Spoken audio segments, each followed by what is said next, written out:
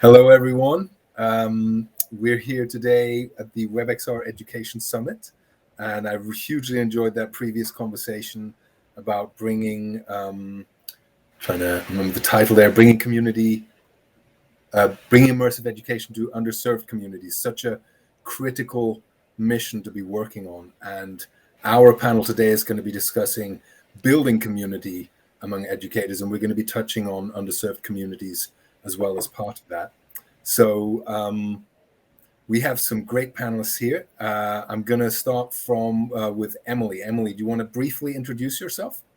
Absolutely. Hi, everyone. It's nice to be here. I'm Emilie. I'm the CEO and co-founder of a platform called Zoe. And Zoe is basically a no-code tool allowing students to build their own interactive, immersive experiences. Thank you very much. How about you, Sage? Let's say a few words. Thank you all. It's a privilege to be on this panel and on the WebXR Summit. I am Sage Freeman. I'm a media specialist. I work at Chemeketa Community College in Oregon in the United States. And I specialize right now on the Mozilla Hubs platform. I'm very excited to be here. Go WebXR. Fantastic. All right. And here's a new person. I've never really met this person before. Lorelle van Fossen. Hi, everyone. Well, Sage is a neighbor. And so I love that we're all, I'm also from, I live in Oregon right now. And my name's, anyway. Hey, Daniel. Hello, everybody. I'm Lorelle van Fossen. I'm director and co-founder of Educators in VR. And I'm so excited to be with these amazing people, to be a part of this incredible conference. I hope you all are having fun, and we're going to dial it up. We got competition from the last event, last one. Yeah, so we're ready. Okay, so we're here to talk about building community among XR educators. And for those of you who know Lorelle and I, we started Educators in VR 4 years ago, and a lot has changed in those 4 years. And that's one of the questions I've got for later. Wow. Yeah. But I wanted to hear from the other panelists what you think educators need from communities. So, I mean, we set out to do it our way with Educators in VR, but what do you think of the needs of educators from a community around the world? Sage. Well, I think, first of all, they need an introduction to the XR environment. They need to build confidence. I know that when I first entered this space, I was introduced to Daniel and Lorelle, and that really made a difference. I had made an emotional connection to XR. Mm-hmm. I already had a background in 3D development, but this notion of having social VR really just grabbed me. And Daniel and Lorelle introduced me to several platforms during the Universal experience with Educators in VR. That was a month-long conference, and that just really made a difference for me. And I think that's what could make a difference for educators who are just starting out, because there's so many that are just starting out with this. So having confidence of being amongst like-minded people. Okay. Zoe, you've got an app coming out to the MetaQuest store soon for building no-code or low-code experiences in VR. I imagine some of your target market will be educators. What do you think your users need from a XR educator community? I mean, there's lots to say there.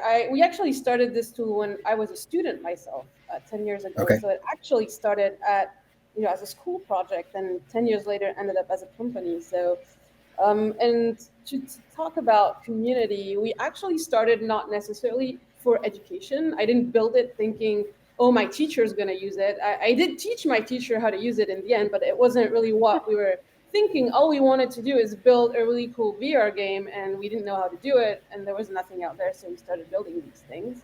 And so as far as community with teachers, it came a bit later, where I just met a teacher randomly at a conference, and he was talking to me about the students building some amazing VR experiences and not really finding tools for that. And then he said, oh, but I found a cool plugin that does that. And as we spoke, he saw my screen and was like, oh, but you're using the same one. Like, no, that's my tool. And so started kind of delving into into that, and going from there, one teacher becoming another teacher. I think teachers are really community driven in general. If they start liking something, liking a product, they'll start using it, but they need a purpose. So I think from a sort of vendor perspective, vendor hat, we need to think more about the purpose of why a teacher would actually use our tools or our platform, and actually build it with them. I think that's kind of the only way to do that. So as far as my perspective on that from someone who's delivering, the tools or the software, it would be about just building it with the teachers really all the time. We've been doing that every month now so far. So wonderful. That's the best way to do Fantastic. it. Okay, so you kind of chanced upon education and recognized the value in it. No, it's primarily only education. 80% is education in our area now. 80% of education right now. That's very interesting. I've got your comment inspired another question, which I'll come to a little bit, but I want to hear from Lorelle. We've spoken a lot over the years, and I've never asked you this question. What do you think that educators actually need from a community? And I'm aware that we're not the only, so Educators in VR is no longer not that it ever was, but it isn't the only community of educators. I mean, we've got the WebXR Summit Series as a community unto itself. But what do you think, Lorelle, that educators need or want from a community? Well, it's a great question. And you actually have asked me that one. Okay. I think that because we asked ourselves that constantly, all the time. What do they need? What do they want? Well, how do we serve them? And that question has evolved over time. But what has never changed is why Educators in VR was created. And that was connective tissue.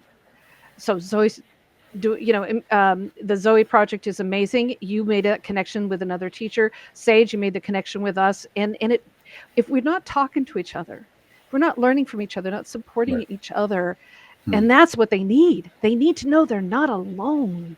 Because sometimes when you're doing this, you feel like you're the only person who is hitting your head, against, the wall and trying to figure this out, right? You're just the only one who's putting the time, you're putting the effort, and there's no one else out there. And that's what Educators in VR does. And this is a great example of it. Agreed. So that's what they need, is to know they're not alone. Well, there's two moments. And then the answers. There's two moments that I live for with our members. One is hearing the emotion in their voice when somebody discovers Educators in VR.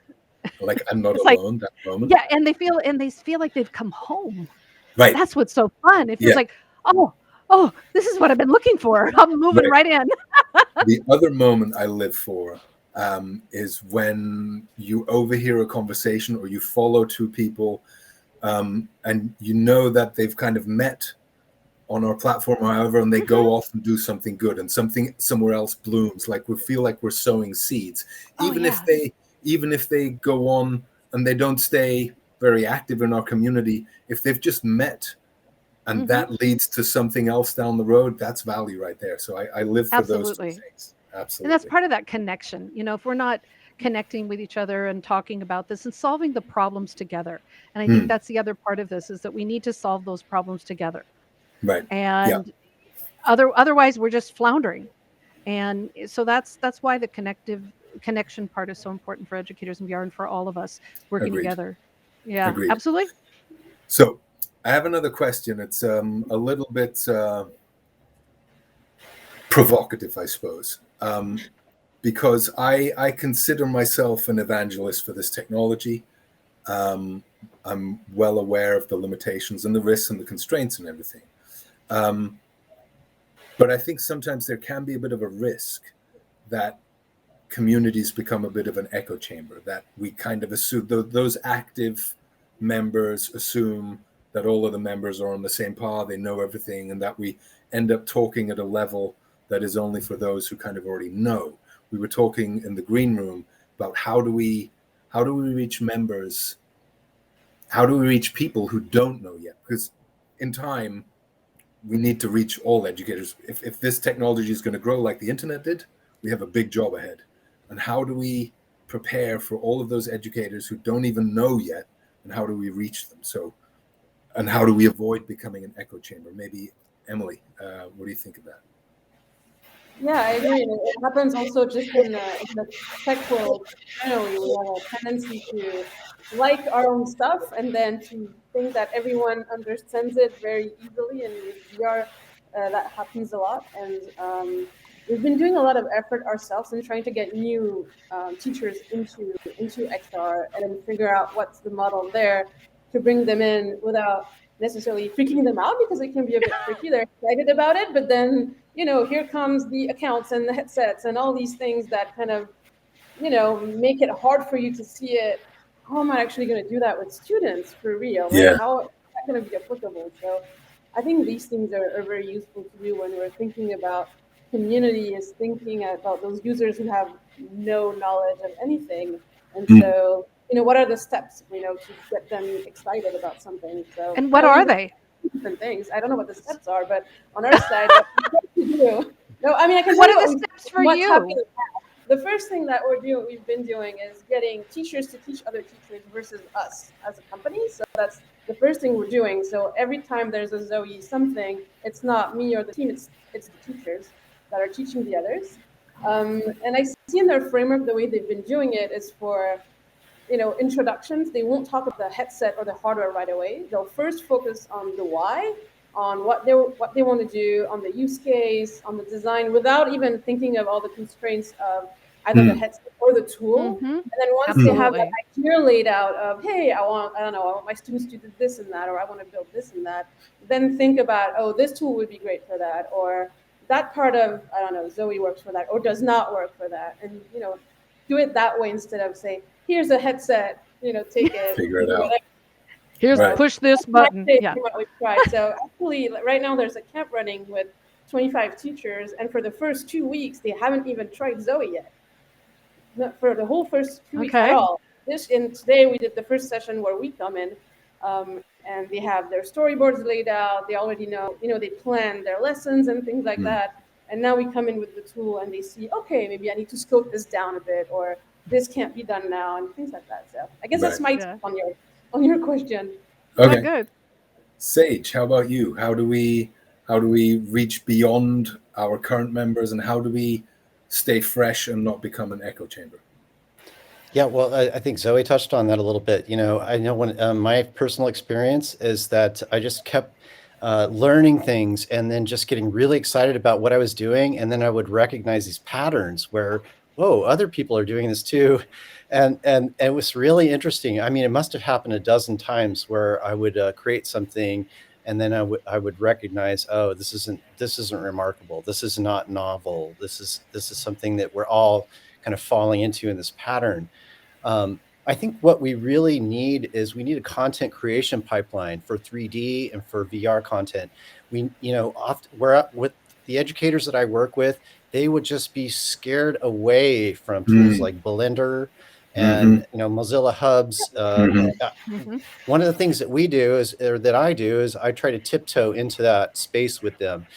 We worked with first-year experience students to provide a comfortable space for educators to bring their students in and to do group presentations. Okay, so we weren't doing anything very sophisticated at first, but see, that level of introduction is the scaffolding that brings educators up to a higher level. Another thing that we're doing too is that because of Daniel and Lorelle, this got me so excited that excitement was a chain reaction. That then in turn started to spread to my colleagues at my other institutions where in my state where I work and actually in other states too. So work closely with Bellevue College up in Washington and Portland Community College. And we formed a Hubs Club, and we do that. We've been meeting for at least 17 months now. Oh, wonderful. Fantastic. And our goal now is to create OERs so that educators can onboard very easily, but also another OER that is kind of a boot camp so that educators can get started with it, because that's really where we're at right now. Although Bellevue is further along. Bellevue has an XR lab, and they are actually pursuing a National Science Foundation grant. And they're going to be soon leading the way. But I was so excited to introduce them to Mozilla Hubs, because Mozilla was kind of meeting a lot of the things that they were looking for to pair with the hardware and the facilities that they had. Wonderful. Excellent.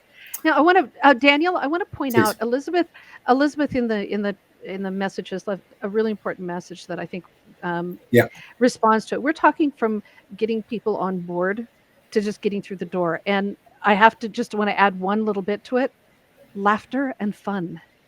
Oh, You know, yeah. when we're teaching, like when we're teaching 2D, everybody goes, "Oh, we're moving in 2D and VR, going forward, backwards. We're just moving in a grid." And I go, "No, I'm going to teach you how to dance."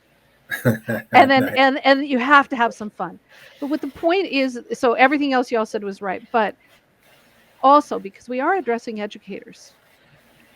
And Elizabeth said it's a huge leap from CoSpaces and a few standalone headsets to a cart full of headsets with management software, with sorting out all the apps and trying to do it. And you're the only teacher managing that.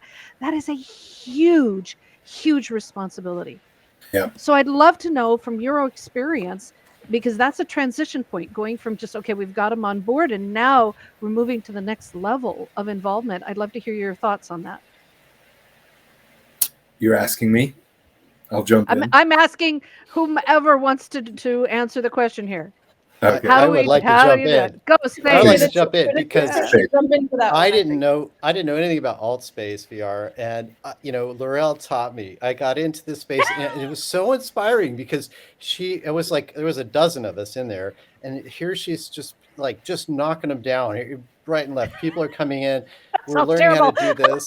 No, we're just it was really inspiring to see that level of engagement, but also that people were really walking away with the skills that they needed, just to get started. And unfortunately, I was one of those people. I didn't know how to move around yet in AltSpace. But you learned. Now you're dancing, you right? learned. Now look what you're doing. It also starts with delight. Like if you put a teacher into a tool and they're not delighted right away or having fun, even I think they just drop it, right? So it's one thing that we've done on our side is focus on the interactive side of things, where normally in VR, when you have Cradle tools, you'll be able to put 3D things around, but you can't really build interactivity. And so this morning we taught them, hey, look, you can do something where if I touch this or I grab this object, then this happens. And then something clicked with everyone. It was like, oh my God, we can actually do this. And then they started building things themselves. Yeah. So I think Gotta things give them around confidence. having fun is very important for sure. Absolutely. And about the headset part and the management side, I don't think we're there yet. Unfortunately, I wish we were. There's a lot on the hardware, people that's the ones we're lobbying out, to get these things. Absolutely. I was just listening there. I think I want to pick on the fact that one of the values that I see of community is that lightheartedness aspect to it. When you have an open-minded, welcoming community, it's a place to experiment and make mistakes and learn quickly. Because often professional development, and that's essentially we're talking about professional development for educators getting to the point where they can, add this to their learning provision. But if they can at least in the community, fun, fail, dance, like Lorelle says, I love that, dancing in VR. I'm going to remember that. Then Daniel, I have to say though, there's a serious aspect of this too that is really profound. You introduced me to Engage, and when I got into Engage during that Univirtual Experience conference, that was an opportunity to sit with thought leaders, pioneers, really, really, really important, serious topics. And that I felt like that was a profound experience. So it was a combination though, I was like having fun learning on these different platforms, but then I was, sitting there, you couldn't see me biting my nails, in Engage, trying to figure out how do I sit in the chair? How do I sit in the chair? How do I sit, right? How do I sit? Yes. Has been into how do I sit in the chair thing. I know. It always does that. Yeah. All right. But that's the other side of it, is when you have fun with it. But there's something magical when you engage with someone and you have a conversation that you wouldn't have on Zoom or because you feel like you're in the room. And so there's a little, I wish we understood exactly what happens, but there's a little bit of drop of inhibition when you're in VR. And I find, this is the thing I find over and over again, is people don't, they don't go around going, so how are you? And then the answer is rarely fine. They say, oh, I'm a little blue today, or I'm doing great. This great thing happened. They skip the fines, which I hate the fines. Fine. And they get to the heart. And that's when you're teaching, being able to connect at that level, I think, is so valuable that it brings that presence and that embodiment is just really, really, really important to do. And when and the equipment for managing those things, which Elizabeth meant, it's coming. It's going to get easier. Don't worry. It's gonna be I have a quick round question, and it may not end up being quick. I don't know, but something Emilie mentioned earlier made me think: are educators naturally inclined to community or to communities? Is there something about being an educator that makes you more open-minded to joining communities? Open question. Maybe. Yes or no? Thoughts? Sage, what do you think? Yeah, I mean, there's professional learning communities. I think that faculty are very exposed to that. They look for it. But when you talk about something like XR or VR, that's where things get very shaky. So they're going to be looking for colleagues, or they're going to be looking for some some comfortability there. But yeah, certainly joining communities is going to be something that they'll look for. I have to say though, when I first started joining communities, learning about VR, I had to create a Discord account. I mean, my teenager was on Discord. I'm like, I'm going to be on Discord. I was not there yet. And then, so you have to step out of your comfort zone for sure. With it felt like for me, but certainly for faculty, they look for communities. And Emilie already mentioned this. If you can have peers teaching other peers, that goes so far. Yeah. So hopefully you can get a little chain reaction going there. Okay. I think that time. I'm going to ask Lorelle quickly. Go on. Yeah, go on. Really quick. I just want to say that what Sage is doing, what Emilie's doing, is really important, because the one thing that I hear, it's not about community. It's like, a teacher, I don't want to learn one more thing. We need one more thing to do. I don't want to learn Blender. I don't want to do these things. And the things that we're doing and you're doing is helping smooth that path. So it's not about the community. It's about the work. It's like, oh, I have to join another committee. Oh, I have to join another, and I have to go to another meeting. The less we can, the more we can take away that burden and not make that a deal. I think that's going to be really helpful. And hopefully all the teachers out there agree. Great. Okay. I've got a bunch more. I have more questions than I thought. I thought I was going to run out, and now I have two more. I'm loving this conversation. So one question I have, in terms of reaching people, you just said, Sage, I have to create a Discord. So Lorelle and I have been running events immersively for the most part on Altspace and Engage and other platforms. But also we're here today on Restream, and there's a number of other streaming platforms available, of course, at your local service provider. But I want to your online conference store. In terms of reaching people and accessibility and inclusion, how does a 2D platform like Discord or Facebook groups versus Zoom calls and Restreams versus immersive meetings, how do they compare? Do we need all of them? Do we need to focus on one? Is it a mix? Do you have preferences? I'll start with Lorelle this time around. Do you have a preference for which platforms to, and specifically the question is to reach more people, to bring more newcomers in? I believe in the rule of the sandbox. You play in the sandbox where the people are. So if it's familiar and comfortable to be on Zoom or Meet or Restream or wherever it happens to be, you go there to bring them in. But Discord is a little different. You don't go on Discord to find community. You build community on Discord. And why we're on Discord, we don't have any reason to be on Discord. I could be doing this on Facebook. The reason is that's a sandbox that people in VR play in. And so we set up that presence there because that's the sandbox. And it ends up being our biggest sandbox, which is lovely. But it is something that is a familiar tool, but it's what keeps people connected between VR. We can't be wearing the headsets But and is all it the stuff familiar for new 24/7. people? We need to have the connection. Well, new people are learning it, but we're also on Facebook. You have to go where they are. That's Right. what it boils down to. You know, if Right. they were on Hunky Doodle Wackadoo platform, we'd be on Hunky Doodle Wackadoodle platform. You go to where they are. I mean, that's All right. really what it is. Emilie, do you think we have a greater chance of reaching new people on 2D platforms like Zoom and Restream, or on text-based chat rooms or immersive VR, reaching new people? It's a very great and difficult questions, because you're right when you're talking about Discord. I get a lot of pushback on Discord when I tell new teachers, hey, I want to come on a Discord, and they're like, what? So I haven't figured out the answer to the question, and we've been trying to figure out, where do we put our community? You know, where do we get these people in, and where do we put them? Because it's great to be in an app, like a VR app, but it takes a bit of time to get there. So Right.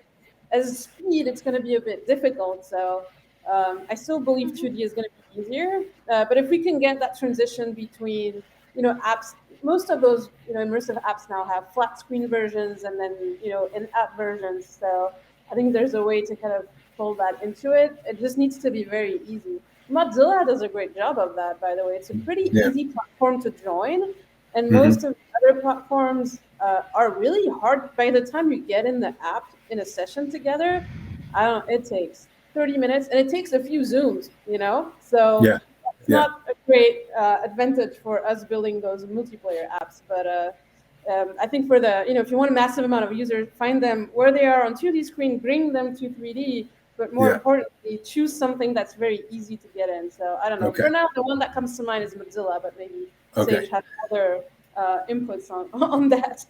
In the interest of time, Sage, I'm going to skip you for that question, but I'm going to ask you the next question. Hi. I'm just looking in the chat, and Anthony White just said, the only thing that's tough for me is so many resources are shared on Discord, but get lost in the flow of new posts. I want to pick up on that, and that's actually related to one of the questions I was going to ask. I tend to agree. It's a bit of a fire hose, and especially when you got someone like Lorelle, who is just voracious at finding all of these resources. I want to point out that Lorelle's done something great. Very recently, you shared, Lorelle, an Educators in VR Zotero public library of links and resources. So she's actually gone through our Discord and compiled a lot of this. So Lorelle, are we able to put in the chat the link to that? I can't seem to get access to where to enter in anything. But Sage, give your answer, and then I'll give a quick one. First of all, I want to shout out to Anthony up in Alaska. I'm so glad he's watching, Anthony. This is great. There is absolutely a fire hose, but Discord captures that hose. It captures that volume of information. Whether you're a subscriber to a server community or creating your own and trying to host it, that's one of the things that I found. And it doesn't have to be Discord. It could be Slack. I mean, these tools are meant to capture these threaded conversations, right? That would normally just get buried and lost. And so if you are comfortable and capable of being able to use a tool like Discord, it's absolutely going to show value. I can say, though, from my personal experience, I was not scared from it. And in fact, because of that, I learned so much getting into the Mozilla Hub's Discord community, for example. But then I can't get my colleagues into there for whatever reason. It's really so. So there's a bridge there, and Lorelle kind of touched on it too, like the sandbox idea. We're a Zoom generation now. And there's so much, like when I explain Mozilla Hubs or other platforms to educators, I use Zoom as a comparison. I say, look, you're just sharing your screen. You're turning on your camera. You're using the chat. You're using all these same tools that you already know how to do. And so that's really helpful. Okay. It is. Now, I just want to tell you, Discord is going to be opening up forum style threaded chats and things. So there's some new features that coming in Discord that are going to make it even easier to use, and it'll help those of us that are used to the old style forums. So just be ready. There's big changes coming for Discord. Wonderful. We've got Karen joining us. Hey, Karen. Can we have another half an hour, please? I'm not done yet. Please. I think we need more days. That's what we need. Not another half an hour. We need more days for all of this. So many amazing conversations today. I'm incredibly energized and excited by everything I've heard, and I am very grateful to you, Sage, you, Lorelle, and you, Emilie, and of course to you, Daniel. Thank you so much for. Thank you, Karen. Hey, Rolando, good to see you there. Have a good panel. Daniel, good to see you. Thanks, Karen. Awesome. Thanks, Karen. Thank you, everyone. Thank you. Yeah.